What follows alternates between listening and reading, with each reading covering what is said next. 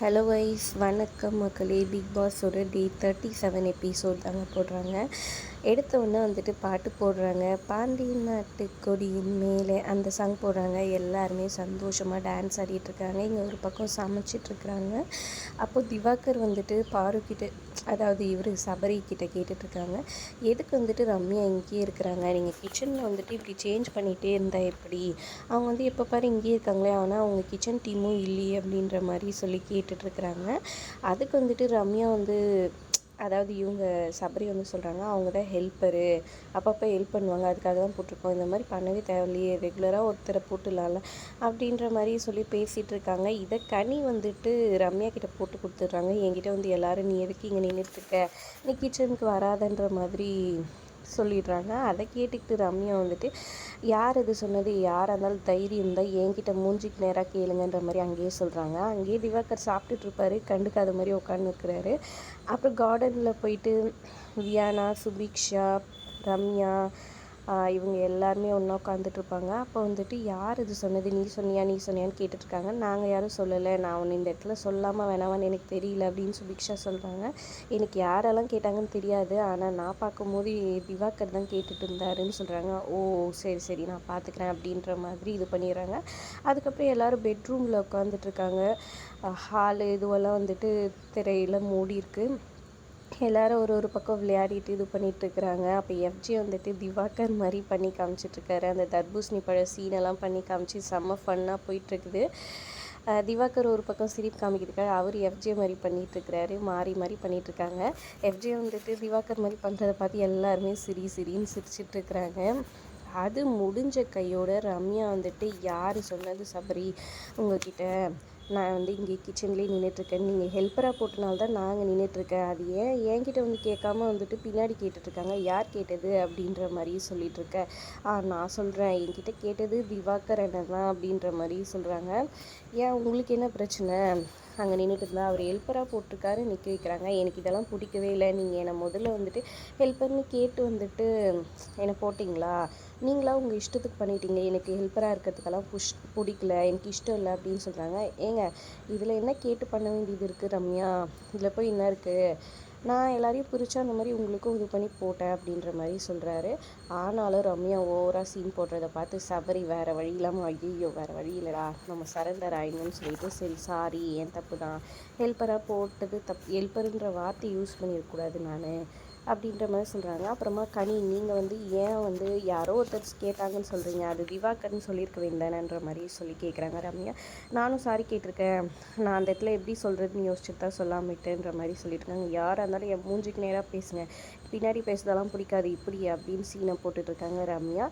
அப்புறம் இங்கே கிச்சன் டீமுக்கான இது போயிட்டுருக்குது. சரி கிச்சன் டீமை மொத்தமாக மாற்றிடலாம், யாரெல்லாம் கிச்சன் டீமுக்கு வரேன்னு ஆசைப்பட்றீங்க, இது வரைக்கும் போகாதவங்க யாருன்ற மாதிரி சபரி கேட்டிருக்காரு. அப்போ பாரு வந்துட்டு கை தூக்குறாங்க, நான் கிச்சன் டீம் போகிறேன்ட்டு. இல்லை பாரு கண்ணு வந்துட்டு ரொம்ப பிரச்சனையாக இருக்குது, அதனால் வேணாம், அவங்க பாத்ரூம் டீமில் போட்டுருங்கன்னு சொல்கிறாங்க. பாத்ரூம் டீம் நான் 3 வாரமாக பண்ணிகிட்ருக்கேன்னு பாரு சொல்ல, ஒரு மாதிரி இதுவாக சொல்லிடுறாங்க. அதை கேட்டு எவச்சு வந்து பாத்ரூம் டீம்னால் என்ன கேவலமா, அப்போ பாத்ரூம் க்ளீன் பண்ணுறதுனா என்ன இதுவா அப்படி இப்படின்னு, நான் அப்படி ஒன்றும் கேவலம் நல்லா சொல்லலை, நீ எதுக்கு இது பண்ணுற, நான் கிச்சன் டீமில் இருந்தால் உனக்கு என்னன்ற மாதிரி அவங்க கேட்க, இல்லை உன் கண்ணுக்கு ஹீட்டு பட்டா இன்னும் கொஞ்சம் இதுவாகுமோன்னு சொல்லிட்டு தான் இந்த மாதிரி அவர் அக்கறையோடு தான் சொல்கிறாரு. நம்ம பாரு வழக்கம் போல் எகிரிக்கிட்டு நிற்கிறாங்க. நான் 3 வாரமாக பாத்ரூம் தான் கழுவிட்டு இருந்தேன், உனக்கு என்ன, நான் என்ன வேணால் பண்ணுவேன், இங்கே வந்து என்கிட்ட இது பண்ணாத அப்படி இப்படின்னு வழக்கம் போல் அப்படியே தடாலடியாக பேசிகிட்ருக்குறாங்க. அப்புறம் விக்ரம் வந்து பேச, விக்ரம்குள்ளே என்கிட்ட மட்டும் வந்துட்டு நீ பெரிய இது மாதிரி அப்படி இப்படின்னு சொல்லிட்டு இவங்க ஒரு பக்கம் பில்டப் பண்ண, சரியான வக்ரம் பிடிச்ச விக்ரம்னு பாரு ஒரு பக்கம் சொல்ல, கம்ருதீனும் ஜாயின் பண்ணிட்டு கிண்டல் பண்ணுறாங்க. விக்ரம் வந்துட்டு வக்ரம் பிடிச்ச விக்ரம் அவர் ஒரு பக்கம் பாட்டு பாடிட்டுருக்கிறாரு. அதுக்கு கம்ருதீன் பார்த்தியா, வளர்ந்த விதம் தான் சரியில்லை, வளர்ந்த விதத்தை பாரு அப்படின்ற மாதிரி ஒரு மாதிரி கிண்டலாக சொல்லிடுறாரு. இதனால் விக்ரமுக்கு ரொம்பவே கோவம் வந்துடுது. வளர்ப்பு பற்றியெல்லாம் எதுக்கு இப்போ பேசிகிட்ருக்கீங்க, தேவையில்லாமல் யார் பேசுனது, எதுக்காக பேசுனீங்க அப்படின்ற மாதிரி கோவமாக இது பண்ணிகிட்ருக்குறாங்க. அப்படி தான் பேசுவேன், அப்படி தான் பண்ணுவேன் அப்படின்ட்டு பாரு வழக்கம் போல் தடாலடியாக பேசிகிட்ருக்காங்க. வக்கரம் பிடிச்ச விக்ரம் வளர்ப்பு இப்படி தான் அப்படின்ற மாதிரி சொல்லியிருக்காங்க. ஓ அப்படியா, அதையும் நான் பார்த்துறேன்னு சொல்லிட்டு கோவமாக இது பண்ணிகிட்ருக்குறாங்க.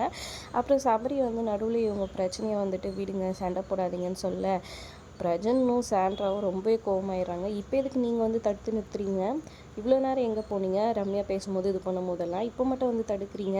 இல்லைண்ணே, நீங்கள் முதல்ல உங்களை சார்ட் அவுட் பண்ணியிருக்கணும். இவ்வளோ தூரம் பேச விட்டு நடுவில் வந்து இது பண்ணக்கூடாது, தப்பு தான். நீங்கள் பண்ணுறது அராஜகம் தான். நீங்கள் வந்துட்டு ஓவர் பண்ணுறீங்க, இதை பண்ணுறீங்க, அதை பண்ணுறீங்க, நீங்கள் அவங்களுக்கு சப்போர்ட் பண்ணி பேசுகிறீங்க, அப்படி இப்படின்னு சாண்ட்ராவும் பிரஜனும் மாறி மாறி கத்திட்டு இருக்காங்க. சரி ஓகே சாரி அப்படின்ட்டு சபரி போய் மேலே நின்று கத்திக்கிட்டு இருக்கிறாரு. அப்புறம் கம்ருதீனுமே வந்துட்டு விக்ரம் நீ அந்த சென்ஸில் எடுத்துக்கிட்டா சாரி, நான் அந்த சென்ஸில் சொல்லலைன்ற மாதிரி மன்னிப்பு கேட்டுறாரு. சொல்கிறது சொல்லிட்டு அப்புறம் என்னடா வெண்ணன்ற மாதிரி விக்ரம் ரியாக்ஷன் கொடுக்குறாரு. அதுக்கப்புறம் ஃபைனலாக சபரி வந்து குக்கிங் டீமில் அமித், பாரு, கானா, வினோத், சுபிக்ஷா இவங்க 4 பேர் தான் வந்துட்டு குக்கிங் டீம்ன்ற மாதிரி சொல்லிடுறாரு. அடுத்ததாக கிச்சனில் எல்லோரும் உட்காந்து சாப்பிட்டுட்ருக்காங்க. அப்புறம் விக்ரம் வந்துட்டு டாஸ்க் வந்து படிக்கிறாரு. இந்த பிக் பாஸ் வீடு வந்து 2 சாம்ராஜ்யமாக மாறப்போகுது. கானா சாம்ராஜ்யம், தர்பூஸ் சாம்ராஜ்யம். கானா சாம்ராஜ்யத்தோட தலைவர் அதாவது ராஜா வந்துட்டு கானா வினோத், தர்பூஸ் சாம்ராஜ்யத்துக்கு திவாகர் தான் வந்துட்டு ராஜான்ற மாதிரி சொல்கிறாங்க. வினோத் வந்துட்டு அந்த பாடல் கலையில் வல்லவர், அவங்க ராஜ்யம். திவாகரோட ராஜ்யம் வந்துட்டு ஆக்டிங், நடிப்பு அரக்கத்தில் வந்துட்டு அவங்க இவங்களோட வினோத் அதாவது கானா சாம்ராஜ்யத்தில் இருக்கிற அமைச்சரவை இதெல்லாம் யாரெல்லாம் பார்த்திங்கன்னா மந்திரியாக வந்துட்டு கம்ருதீன் இருக்கிறாரு. அவருக்கு ஒரு கதை இருக்குது. என்னன்னு பார்த்திங்கன்னா அவர் வந்து பார்வதியை வந்துட்டு அதாவது எதிர் சாம்ராஜ்யத்தோட இளவரசியான பார்வதியை வந்துட்டு காதலிச்சிருப்பார். அந்த காதல் கைகூடாதனால அவருக்கு காதல்னாலே கசப்பாயிடுது. யார் காதல் பண்ணாலும் அவருக்கு பிடிக்காது. அது மட்டும் இல்லாமல் கலாச்சாரத்தோட த்துக்கான பட்டத்தையும் வந்துட்டு அவர் தான் வாங்கியிருப்பார். அடுத்தது கானா வினோத்தோட சாம்ராஜ்யத்தில் ராஜகுருவாக வந்துட்டு திவ்யா இருக்காங்க. தளபதியாக பிரஜன் இருக்கிறாரு. புலவராக வந்துட்டு விக்ரம். அப்புறம் அவங்களுக்கு பணியாட்களாக வந்துட்டு 2 பேர் வராங்க. அமித்தும் கெமியும் வந்துட்டு அவங்க இதில் இருக்கிறாங்க. அடுத்ததாக தர்பூசியோட சாம்ராஜ்யத்தில் பார்த்திங்கன்னா ராஜமாதாவாக வந்துட்டு நம்ம கனி இருக்கிறாங்க. இளவரசிங்களாக வந்துட்டு 3 பேர். பார்வதி இளவரசி, 2வது அரோரா, 3வது வியானா. இவங்க 3 இளவரசிங்களுமே வந்துட்டு அதாவது ராஜாவோட அக்கா பெண்கள், அதாவது முறை பெண்கள். ராஜாக்கு 3 இளவரசிங்களுக்குமே வந்துட்டு ராஜா மேலே ஒரு கண்ணு. அவங்கள ராஜா கிட்ட நெருங்கணுனாலே ராஜமாதாவை இம்ப்ரெஸ் பண்ணாதான் வந்துட்டு இந்த 3 இளவரசிங்களும் ராஜா கிட்ட நெருங்கவே முடியுன்றது தான் கான்செப்ட். தளபதி பார்த்திங்கன்னா சாண்ட்ரா, சேவகனாக வந்துட்டு சபரி வராரு. இவங்களுக்கு வேலையாட்களாக வந்துட்டு சுபிக்ஷாவும் எஃப்ஜேவும் இருக்கிறாங்க. ஒரு பக்கம் வந்துட்டு இந்த 4 வேலையாட்கள் அதாவது இந்த பக்கம் இருக்க அமித், கெமி, சுபிக்ஷா, எஃப்ஜே இவங்க 4 பேர் தான் மொத்த வீட்டோட கிச்சன் பொறுப்பு. அதுக்கப்புறமா க்ளீனிங் எல்லாத்தோட பொறுப்பும் இவங்க 4 பேர் தான்ற மாதிரி ஒரு ராஜ்யத்தில் இருக்கிறவங்க எதிர் ராஜ்யத்தில் இருக்கிறவங்கள கலாய்ச்சிக்கலாம், பேசிக்கலாம், இது பண்ணிக்கலாம். இதுதான் வந்துட்டு யார் ஜெயிக்கிறாங்கன்னு போட்டிங்க வந்துட்டு நடக்கும் நடுவுலன்ற மாதிரி தான் கான்செப்டே வச்சுருக்காங்க. அப்புறம் திவாகர் ரெடி ஆகிறதுக்கு வினோத் ஹெல்ப் பண்ணிகிட்ருக்கிறாரு ஒரு பக்கம். அப்புறம் மியூசிக் இன்ஸ்ட்ருமெண்ட் எல்லாம் வந்திருக்கு. அதை வினோத் வாசிக்க, அமித் எல்லாம் இது பண்ணிக்க, அதை வாசிச்சுக்கிட்டே அப்படியே வந்துட்டு பிரஜன், அதுக்கப்புறமா இங்கே சபரி எல்லாம் வந்துட்டு டான்ஸ் ஆடிட்டுருக்குறாங்க. விக்ரமெல்லாம் செம ஃபன்னாக நல்லாவே இருக்குது. அதுக்கப்புறம் மன்னரை வர வைக்கணும் அப்படின்ற மாதிரி ஒரு கான்செப்ட் வைக்கிறாங்க. வெளியேந்து வந்துட்டு ஒரு இதுவில் உட்கார வச்சு தூக்கிட்டு வரணும் ராஜாவை, அவங்கள எப்படியாவது வரவேற்று. இங்கே பார்த்திங்கன்னா ஒரு பக்கம் அமித் பாடிட்டுருக்கிறாரு, ரம்யா வந்துட்டு டான்ஸ் ஆடணும்.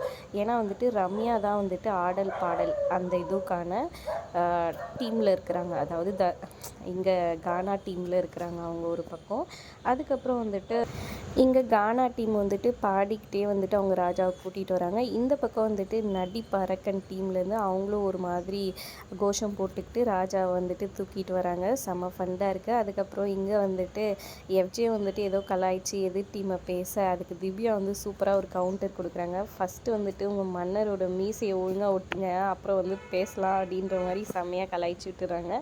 அப்புறம் விக்ரம் வந்துட்டு அவங்க டீமை பற்றி பேசி இது பண்ணி பேசிகிட்ருக்கிறாரு. ஒரு பக்கம் சபரி வந்து அவர் டீமை பற்றி பேசி எதிர் டீமை வந்துட்டு கொஞ்சம் கலாய்ச்சி பேசிகிட்ருக்கிறாரு. அதுக்கப்புறம் எஃப்ஜே வந்துட்டு பாட்டு மாதிரி பாடுறாரு, பாக்ஸ் எல்லாம் பண்ணி அப்படியே பாட்டு மாதிரி சின்னதாக பாடுறாரு. அதை கேட்டுட்டு திவ்யாவே சிரிச்சிட்ருக்காங்க விழுந்து விழுந்து எதிர் டீமில் இருக்கிறவங்க. அப்புறம் தர்பூஸ் வந்துட்டு பேசுகிறாரு. அவர் பேசுகிறத கேட்டு எல்லாரும் விந்து விந்து ஒரு பக்கம் சிரிச்சுக்கிட்டு கிடக்காங்க. இங்கே கானா டீமில் இருக்கிறவங்க எல்லாம் மின்சார கண்ணா அந்த பாட்டு பாடி அப்படியே ரம்யாலாம் டான்ஸ் ஆடி செம்ம ஃபண்டாக நல்லா போயிட்டுருக்குது. அதுக்கப்புறம் போட்டின்னு சொல்லிட்டு பிக் பாஸ் ஒன்று அனௌன்ஸ் பண்ணுறாரு. இசையா நடிப்பா கானா டீமில் இருக்கிறவங்க பாட்டு, அதாவது இசையை வச்சு நீங்கள் வந்துட்டு நடித்து காமிக்கணும், ஒரு வார்த்தையை கண்டுபிடிக்க வைக்கணும் உங்கள் டீமை. அதே மாதிரி இங்கே நடிப்பு டீம் வந்துட்டு ஏதாவது சொல்லி நடித்து காமிச்சு அதை வந்துட்டு கண்டுபிடிக்க வைக்கலாம் அப்படின்ற மாதிரி சொல்கிறாங்க. முதல்ல இங்கே கானா டீம்லேருந்து விக்ரம் வந்துட்டு சவுண்டு கொடுக்குறாரு. இவங்களால கண்டே பிடிக்க முடியல. என்ன வார்த்தைன்னு கேட்டிங்கன்னா கால் சிலம்பு, அதை எப்போ நான் காமிப்பன்ற மாதிரி ஆயிடுறாங்க. அப்புறம் இது கூட உனக்கு பண்ண தெரியல, கிண்டல் மட்டும் பண்ணு, நல்லா இது பண்ணிக்கிட்டு மட்டும் வந்து பாரு வந்து கலாய்ச்சிட்ருக்குறாங்க விக்ரம் ஒரு பக்கம். அவங்களுக்குள்ள கொஞ்சம் கொஞ்சம் சலசலப்பு இருந்துட்டு தான் இருக்குது. நம்ம கேமை கான்சன்ட்ரேட் பண்ணுவோன்னு எல்லாரும் சொல்ல அதுக்கப்புறமா அமைதியாகிறாங்க. அடுத்து வியானா வராங்க, தர்பூஸ் டீம்லேருந்து ஆக்ட் பண்ணி காமிக்கிறாங்க. சூப்பராக கரெக்டாக கண்டுபிடிச்சிடுறாங்க அந்த டீமு. அடுத்ததாக கம்ருதீன் வராரு இந்த பக்கம் கானா டீம்லேருந்து. அவர் வந்து தேருன்றதை கரெக்டாக கண்டுபிடிக்க வச்சிடுறாரு அவர் சவுண்டு கொடுத்து. பாரு வராங்க, சங்கிலின்றதை அவங்க நடித்து காமிச்சு அப்படியே கரெக்டாக கண்டுபிடிக்க வச்சுறாங்க. திவாகரே வராரு, போர் அப்படின்றதையும் கரெக்டாக கண்டுபிடிக்க வச்சிடுறாங்க. திவ்யா வராங்க, விசிறின்றதை நல்லா கரெக்டாக நடித்து காமிச்சு கண்டுபிடிக்க வச்சிடுறாங்க. இதோட முடிவில் பார்த்திங்கன்னா 2 டீமுமே ஈக்குவல் பாயிண்ட்ஸில் இருக்கிறாங்க. அடுத்ததாக சபரி வராரு, பீரங்கியை வந்துட்டு கண்டுபிடிக்க வைக்கிறாரு. அடுத்தது இந்த டீம், அதாவது தர்பூஸ் டீம் வந்துட்டு 7 பாயிண்ட்டும் கானா டீம் வந்து 6 பாயிண்ட் எடுக்கிறாங்க. தர்பூஸ் டீம் வின் பண்ணிட்டு தான் அனௌன்ஸ் பண்ணுறாங்க. எல்லாருமே அப்படியே சந்தோஷமாக அதை கொண்டாடுறாங்க. நக்கெல்லாம் வந்துட்டு அந்த தர்பூசன் பழம் சீனை வந்து பண்ணி காமிச்சு கானா டீமை வெறுப்பேற்றிட்டு இருக்கிறாங்க ஒரு பக்கம். ஆனாலும் கானா டீமுக்கும் பாராட்டுக்கள், அந்த ஒளியை வச்சே வந்துட்டு நீங்கள் வந்து ட்ரை பண்ணிங்கன்னு பிக் பாஸ் பாராட்டுறாரு. அப்புறமா இந்த டீமே தர்பூஸ் டீமே வந்துட்டு உண்மையிலேயே வெரி டஃப்பு தான், சூப்பராக இது பண்ணிங்கன்ற மாதிரி பாராட்டிகிட்டு இருக்காங்க எல்லாரும் சேர்ந்து. சபரிக்கும் வினோத்க்கும் கிளாஷ் ஆகிடுது. ஏன்னா சபரி ஏதோ ஒரு விஷயம் திரும்பவும் அதை எடுக்கிறீங்கன்னு ஏதோ சீட்டுக்கு ஏதோ சொல்லியிருக்கிறாரு. அதனால் வினோத் கொஞ்சம் அதை பேசி கொஞ்சம் கிளாஷ் ஆகிடுது அந்த இடத்துல. ஆனாலும் அதுக்கப்புறம் சமாதானம் ஆயிடுறாங்க. அப்புறம் பிக் பாஸ் வந்துட்டு இந்த டாஸ்க் இப்போதைக்கு வந்துட்டு நிறுத்தி வைக்கப்படுகிறது, நாளைக்கு காலையில் திரும்பவும் கண்டினியூ ஆகும்னு சொல்லிடுறாங்க. உடனே எல்லாரும் ஃப்ரீ ஆகிட்டு அவங்கவுங்க வந்து கெட்டப்புக்கு மாற ஆரம்பிச்சிடுறாங்க. அதோட எபிசோட் முடியுதுங்க. இந்த எபிசோட் எப்படின்னு சொல்லி மறக்காமல் கமெண்ட் பண்ணுங்கள். வீடியோ பிடிச்சிருந்தா லைக் பண்ணிக்கோங்க, நம்ம சேனலை சப்ஸ்கிரைப் பண்ணிக்கோங்க. தேங்க்ஸ் ஃபார் வாட்சிங்.